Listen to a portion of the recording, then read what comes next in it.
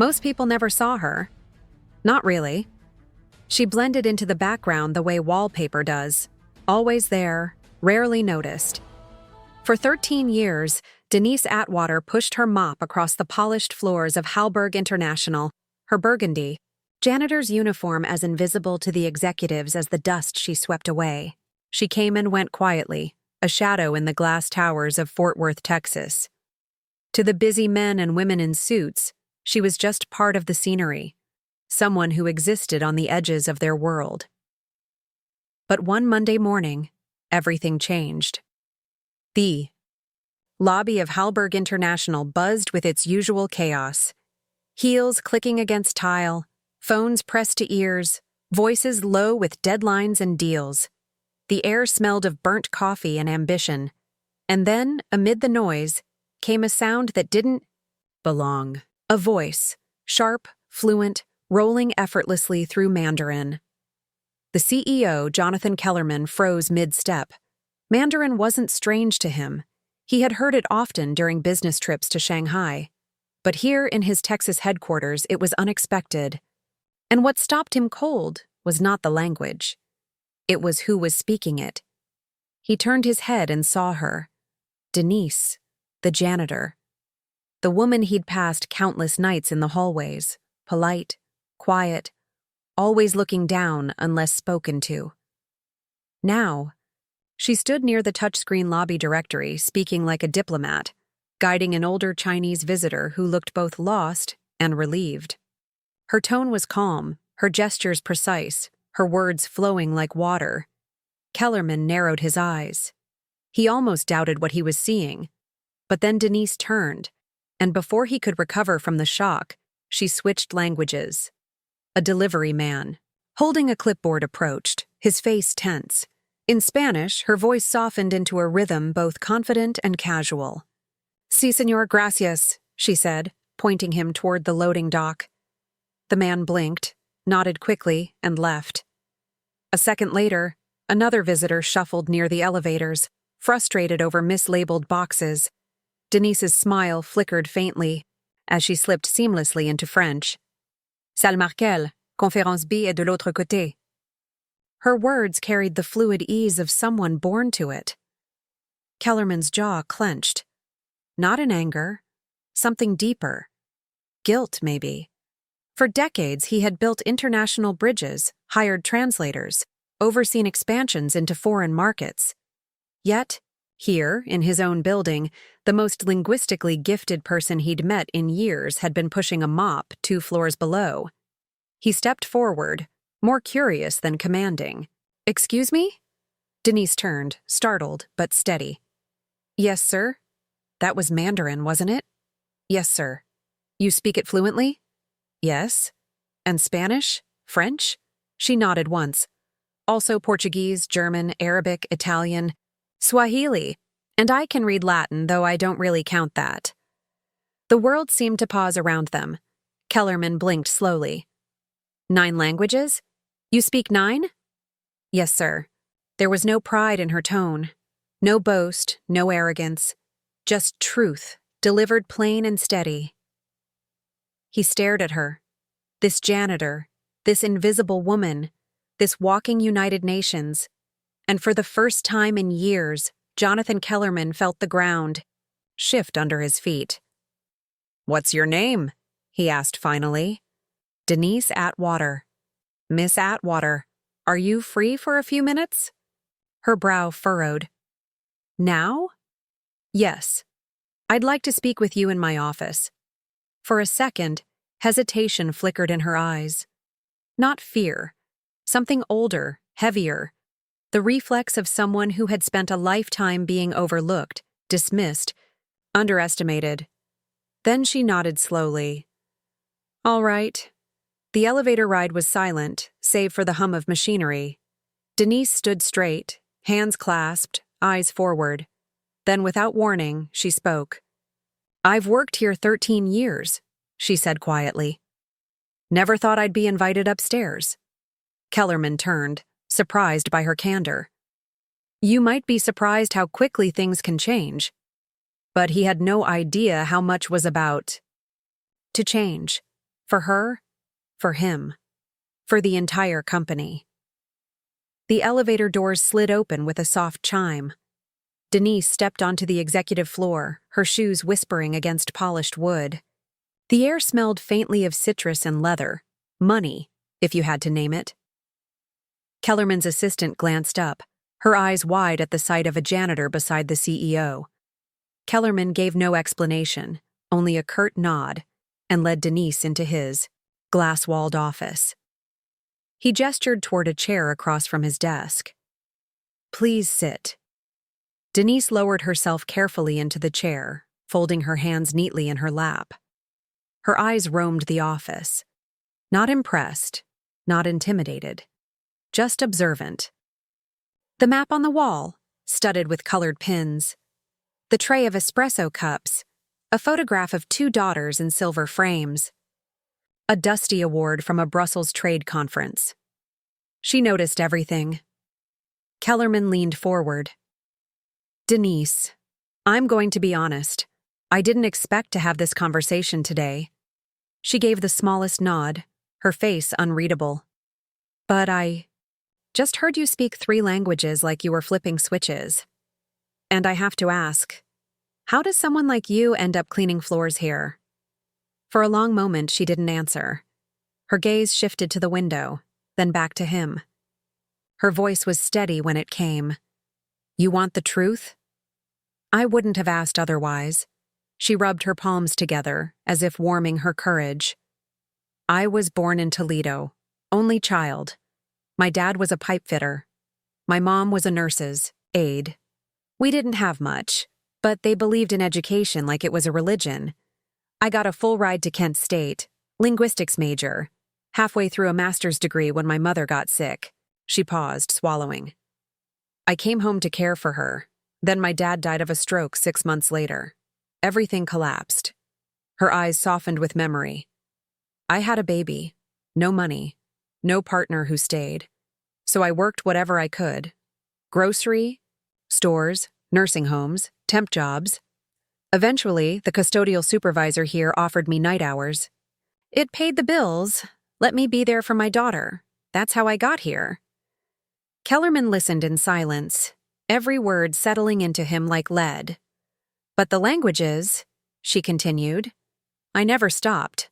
I borrowed textbooks, studied recordings, read newspapers in 5 different tongues just to keep sharp. It's the one thing I still had. The one thing that reminded me I mattered." Her voice didn't tremble. No theatrics, no self-pity. "Just truth. Most people never asked," she added quietly. "They saw the uniform and assumed. That single word, assumed, hung in the room like smoke." Kellerman sat back, exhaling slowly. Denise Atwater was brilliant. That much was undeniable now. But she wasn't asking for pity. She wasn't even asking for help. She had given him the truth, and now the weight of it pressed on his chest, daring him to decide what it meant. She gave the truth the way only someone who had carried it too long could, clean, clear, and quietly devastating. Kellerman leaned forward, his voice low. "You ever think about doing something else?" Denise gave a small shrug, her expression unreadable. "Sometimes, but it's hard to dream when rent's due."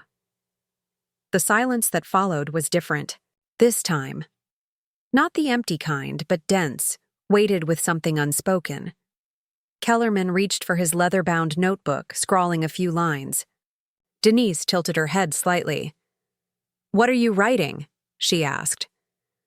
Her voice was calm, but curiosity flickered beneath it. "Ideas," he said, but the truth was heavier than that. An idea was forming, something bigger than her words, bigger than him.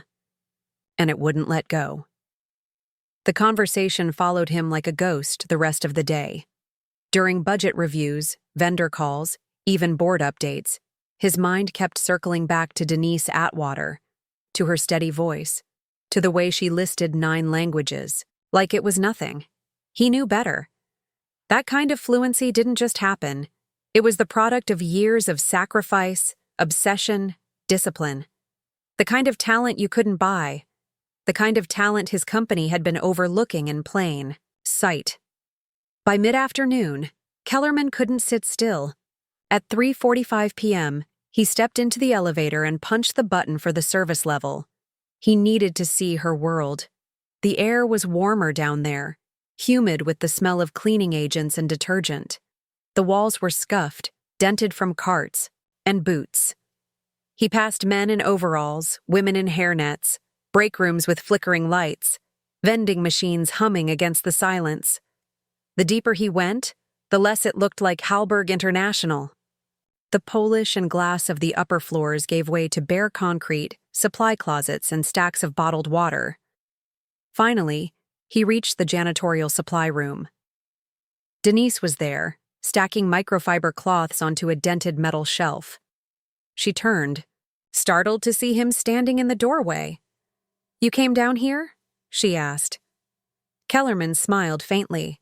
"Couldn't stop thinking about our conversation. I need a favor." Her brows knit. "What kind of favor?" "There's a meeting upstairs. A group from São Paulo came in early. Our translator canceled last minute. I was hoping... Could you help?" She hesitated, but only for a breath. "Portuguese?" "Yes. I can do that." Minutes later, the two of them walked into conference room 4C. 4 Brazilian executives sat restless, scrolling their phones, their frustration visible. Then Denise began. Her Portuguese flowed like music, smooth, effortless, precise. The visitors' faces changed instantly. Tension dissolved, shoulders dropped, their eyes lit with recognition. Denise wasn't just translating words, she was translating humanity. When one of them cracked a joke, she answered with a quick retort that sent the room into laughter. In seconds, she had built a bridge no document or contract could create. Kellerman didn't understand the words, but he understood the power. 20 minutes later, the meeting wrapped. One of the Brazilians leaned toward him and said in English, "She's better than anyone we've worked with this year. Where did you find her?" Kellerman's eyes lingered on Denise, who was already clearing empty cups. "Right here," he said quietly. Back in the hallway, he caught up with her. "You ever do professional translation before?" Denise shook her head. "No, just helped people in hospitals, government offices. Nothing official, no certificate, no degree. My daughter needed me more than school did." Kellerman nodded. "And where's she now?" A small smile tugged at Denise's lips. 26, a nurse in Tempe, paid her own way through school. Stubborn, like her mama. For a fleeting moment, the wall between them dissolved. CEO and janitor vanished. They were just two parents, talking about their children. Denise clocked back in, 2 more floors to clean before shift change. But before she left, she paused, her hand on the cart. "I didn't do anything special today." Kellerman raised an eyebrow. "That's not how it looked to me." She smiled faintly and walked away. That night, he sat in his car in the parking garage, staring at the dashboard long after the engine had cooled.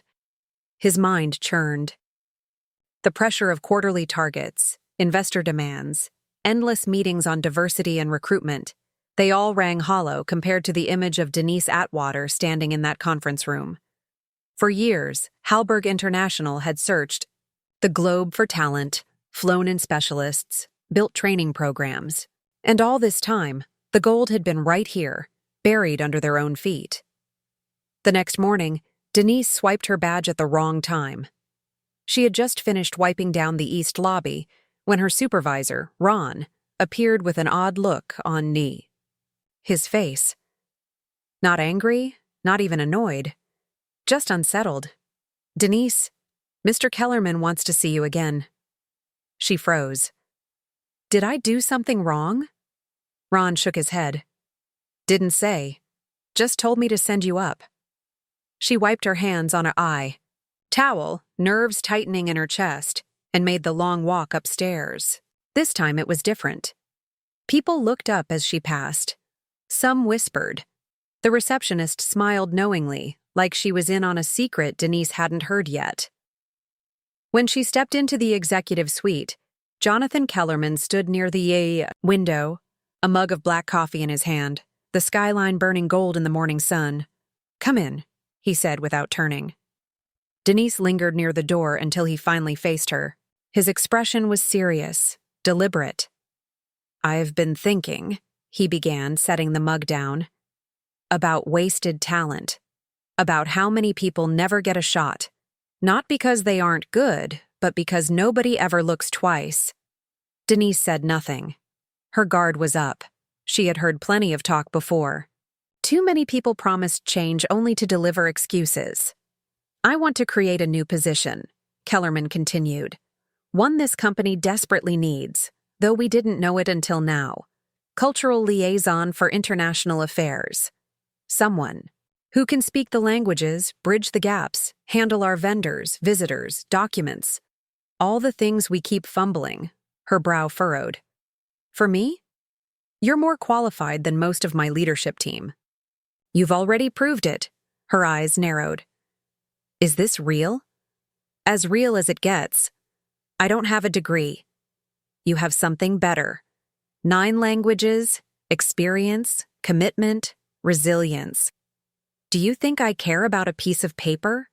She shifted her weight, arms crossing. "Why me?" "Because yesterday, before 9 in the morning, I watched you solve 3 problems in 3 languages with more patience and grace than anyone upstairs. And because I'm tired of walking past brilliance I don't recognize." Her voice was quiet. "You know what people will say." "I don't care." She stared at him for a long time. "I've never had an office job. Never had a title. You'll learn fast. I don't have the wardrobe for this kind of thing. I'll have HR send a stipend." A small laugh escaped her. "You thought of everything, huh?" "I'm trying." The room fell silent. A long pause where the weight of choice pressed on both of them. "What about my shift downstairs?" she asked softly. "Who replaces me?" "No one can replace you," he said gently. "But we'll fill the role." She bit her lip, eyes glistening. "You sure this isn't a favor?" "This isn't charity. It's overdue recognition." Denise blinked hard, swallowing the lump in her throat before it could betray her. Then, with a breath that seemed to shake the room, she nodded. "All? Right then. Let's see what I can do." Kellerman extended his hand. Denise shook it firmly. It wasn't just a handshake. It was history being rewritten. But neither of them knew what storm was waiting once the rest of the company found out. By Wednesday, the whispers had spread faster than the elevators could climb. Denise Atwater, once invisible in a janitor's uniform, was now sitting on the 12th floor with an executive title. Nobody knew the whole truth. They only knew fragments, that she spoke a dozen languages, that the CEO himself had handpicked her. Some swore she must have worked undercover for the government. Others said she was a diversity hire, meant to check a box. The gossip didn't stop at the cubicles. It spilled into lounges, Slack messages, and boardrooms. In the staff lounge, 2 marketing assistants leaned close over half-eaten salads. "I'm just saying," one whispered, bitterness sharp in her voice. "I've got a master's in international business. I've been waiting 2 years for a promotion." Her friend stabbed a fork into lettuce. "And she was scrubbing toilets last week." "Exactly." The other shrugged. "Maybe she knows something we don't." The first scoffed. "Please, this is Kellerman trying to look progressive." That same doubt trickled upward too. Executives, analysts, mid-level managers, all of them unsure what to make of a promotion that broke every unspoken rule of the corporate ladder. Some were curious.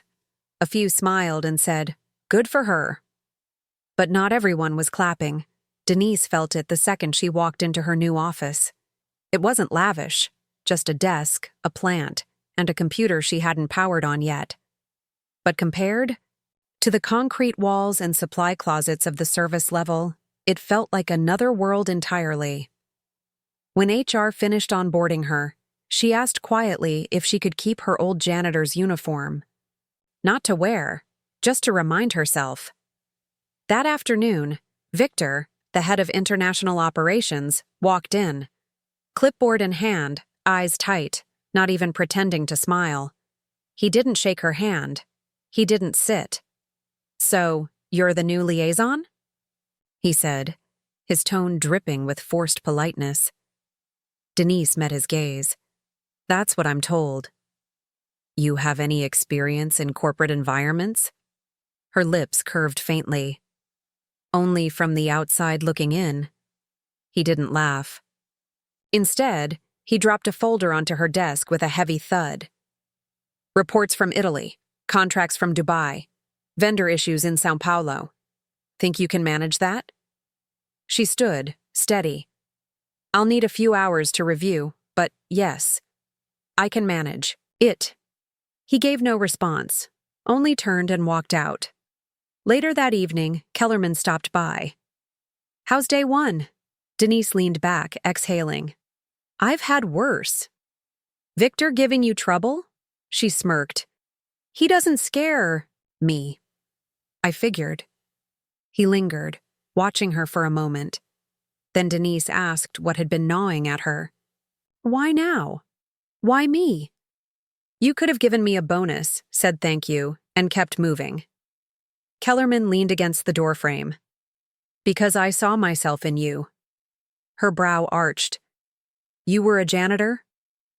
"No, but I came from nothing. My dad fixed cars in a forgotten town. I worked 3 jobs through college. Nobody thought I belonged in rooms like this." She nodded slowly. "And now you're the one deciding who gets in." He nodded back. "Exactly." Her eyes dropped to the folder on her desk. "I'll be honest, I'm nervous." "Good. Means you care." "There are people who hate this already. They'll get over it, or they won't. Either way, we move forward." He straightened.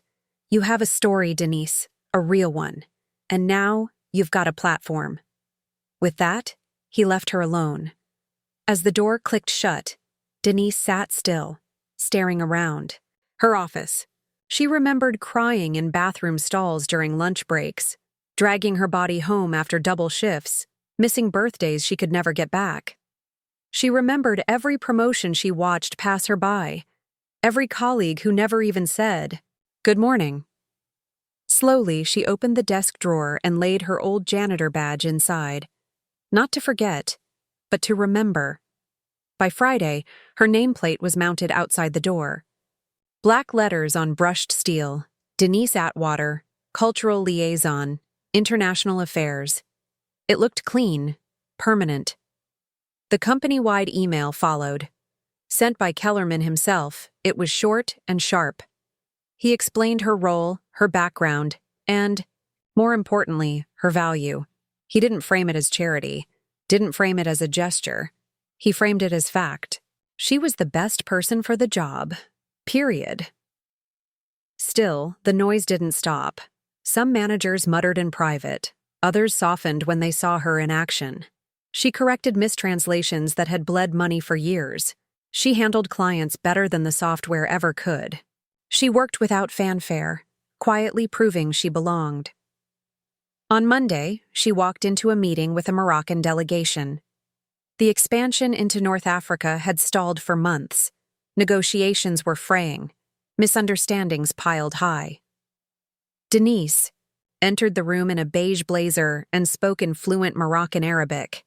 The air shifted instantly. Eyes lit up, hands unclenched. Because when someone speaks your language, you don't just hear words, you hear respect. Afterward, one Moroccan partner touched his chest in gratitude. "No one has ever done that for us. Not in our language. Not like this." Denise smiled softly. "You matter, that's all." By midweek, Kellerman made another move. Quiet, symbolic. He renamed the main training hall, the place every new hire passed through, the place mid-level managers sat through endless workshops. The old plaque came down. In its place, the Atwater room. No party, no speeches, just a sign. A statement carved in steel. That afternoon, Kellerman lingered by the doorway as interns filed in. He overheard one whisper, "Who's Atwater?" A senior staffer answered, "She's the one who reminded us that greatness doesn't always wear a suit." Later, Denise found a sealed envelope on her desk. No name, just her own written in block letters. Inside was a single note.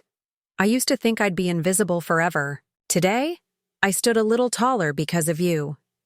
Thank you." No signature. Just proof that someone was watching. Someone who needed her story. Denise read the words twice, throat tight. She didn't cry. She didn't need to. Because in that moment, she understood. This was more than a job. This was a door. But not every door stays open. And by Thursday, someone had already begun trying to shut it. That afternoon, she was summoned to the 17th floor.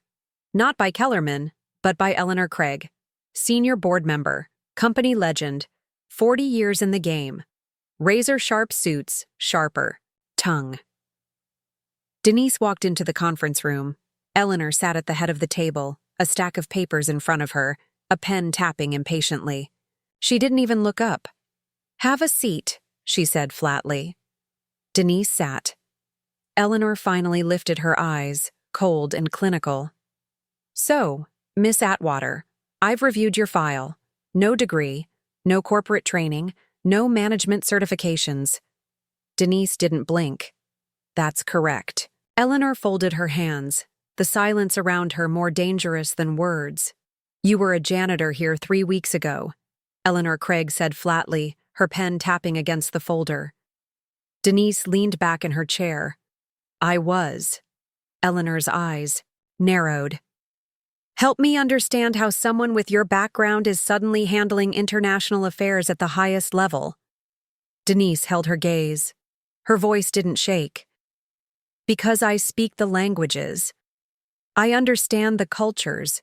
In the past 2 weeks, I've fixed 2 vendor contracts that were bleeding money. I cleared a 3-month delay in our Morocco deal. And I helped secure a verbal agreement with our Brazilian partners that legal will finalize next week." Eleanor pursed her lips. "So you think this company should be run on instinct and charm?" Denise smiled faintly. "No, ma'am. I think it should be run on results." For the first time, Eleanor blinked. A hesitation, a crack in her armor. "I don't need to be liked," Denise added. "But I do need to be useful. And I am." The silence stretched. Eleanor finally stood, closing the folder with deliberate slowness. "You're a gamble." Denise's eyes softened, but her voice was steel. "I'm used to that. My entire life has been one." When the meeting ended, Denise didn't return to her office right away. She walked out of the building and sat on a weathered bench across the street, staring up at the glass tower where she now worked. For years, she had passed that very building in the dark, wearing a uniform no one respected, carrying cleaning supplies that weighed less than the silence of being unseen. Now everyone saw her, and some wished they didn't. She pulled out her phone and dialed. "Hey, Ma," her daughter answered, bright and familiar. "Everything okay?" Denise hesitated, then nodded to herself. "Yeah, just needed to hear your voice." "You sure?" "I'm sure." They spoke about groceries, a new movie, the dog her daughter had adopted. Nothing life-changing, but Denise felt her pulse steady. Just hearing her child's laugh was enough to remind her why she fought to stand tall. By the next morning, word of the Eleanor Craig showdown had spread. To everyone's surprise, Denise didn't flinch. She showed up early, led her first team meeting, took a call with the German office without needing a translator, calm, sharp, unbothered. Later that day, someone scribbled 3 words on the whiteboard outside her office. "We see you." No signature, no fanfare, just a message that mattered more than applause. In the weeks that followed, something began to shift. People came to her not only for translations, but for guidance, for advice, for courage. She sat with interns before their big presentations, offering tips with patience and respect. She became the voice they trusted when their own failed. One intern, a shy Vietnamese student named Bao, finally asked, "How did you learn all those languages?" Denise smiled. "One word at a time, same way you will." Denise wasn't just doing her job anymore. She was changing the culture. One afternoon, Kellerman met her in the break room. "I've been hearing good things," he said. She sipped her coffee. "Been trying to ignore the bad ones. You're making waves." "That a good thing?" she asked. "Here?" He smiled faintly. "It means you're doing something right." He grew thoughtful. "You know, I've been considering a program for internal talent, people working the jobs no one notices. I bet there are more Denises in this building." She nodded. "There are. They just haven't been seen yet. Want to help me build it?" Her eyes lit with quiet determination. "Already started in my head." By the end of the month, the pilot launched. A new initiative, Voice Inside, a program giving overlooked employees access to language training, leadership mentoring, and the visibility they deserved. The idea was Denise's, and it caught fire. Weeks later, she stood on stage at a logistics summit in Cincinnati. Not as a janitor, not as a token, but as a speaker. She didn't tell her story as a fairy tale. She told it as a warning. "I was never just a janitor," she said into the microphone. "I was fluent. I was capable. I was ready. But nobody ever looked long enough to see it. So the next time you pass someone without a title, ask yourself, what are you really missing?" The room went silent. Then it rose, applause thundering, people on their feet. As she left the stage, a young man stopped her, tears streaking his face. "My mom's a housekeeper," he said. "She speaks 5 languages. I used to be embarrassed to tell people that." Denise touched his arm, her eyes soft but firm. "Don't ever be ashamed of where you come from. The only shame is staying." Blind to brilliance. She walked out of that building taller than she'd ever been. Not because of the applause, not because of the title, but because she had never betrayed herself. She had carried every part of her story with her, scars and all, and it had changed everything. Never assume you know someone's worth by their uniform, their title, or their resume. Talent has no dress code. Intelligence doesn't need permission. And brilliance might pass you by wearing a name tag and holding a mop. If you've ever been overlooked, underestimated, or ignored, keep going. The right person will see you, and when they do, take your seat at the table. Better yet, bring chairs for the others still waiting outside. If Denise's story stirred something in you, if it reminded you that hidden greatness is everywhere, don't let it end here. Like this video, subscribe to the channel, and share these stories. Because the world won't change by looking away. It changes when we finally decide to see.